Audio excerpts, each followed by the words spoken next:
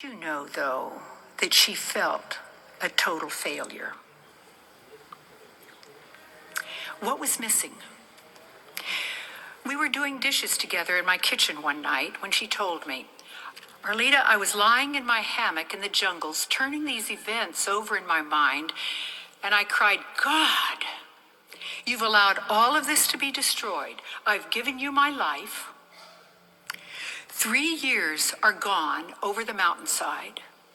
Why am I even here in the jungles?" And she had been reading in Isaiah 43 that Walter just read. She came to verse 10. "You are my witness, Betty, saith the Lord, and my servant, whom I have chosen, that you may know and believe me and understand who I am." Arlita, and she shook my arms. She said, "Arlita, I need to know the character and the ways of my God so that I am not shaken." Those scriptures were a turning point in her life that changed her life forever. Those very words. Your granny was captivated by the sea, and you know in her living room the big picture window looking out over the ocean. And above that picture window is a wooden plaque that says in Old English lettering, "The sea is his, and he made it." Psalm 95:5. He made it, he owns it, and he rules it.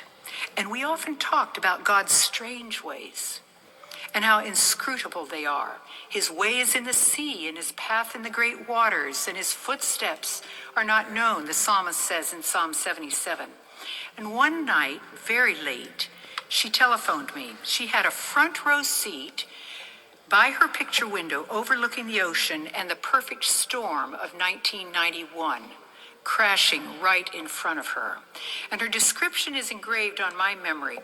Waves terrifying, like great stallions fiercely pounding up the rocks to the highest cliff, their white manes thrashing wildly in the wind. She was in awe of the raw terror and violence of the waves, but she was exulting in God's beauty at the same time. Those waves trampled down mansions that night.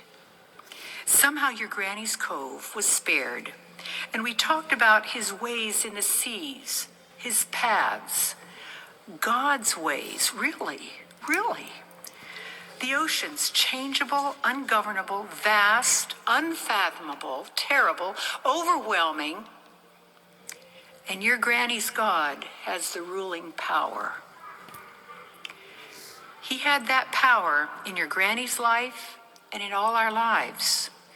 And in the very next verse, the psalmist describes himself as a shepherd leading his flock, sheep like still waters, not troubled oceans. What kind of God did she love? A passionate, jealous God with fierce love that can sweep us into his safe arms. She couldn't be moved by the terror of night because she knew a more fierce love, a more passionate lover, God himself, who would move all of heaven and earth to woo and to win her, and you and me. She could rest in his love. Underneath her, all around her is the current of his love. For God so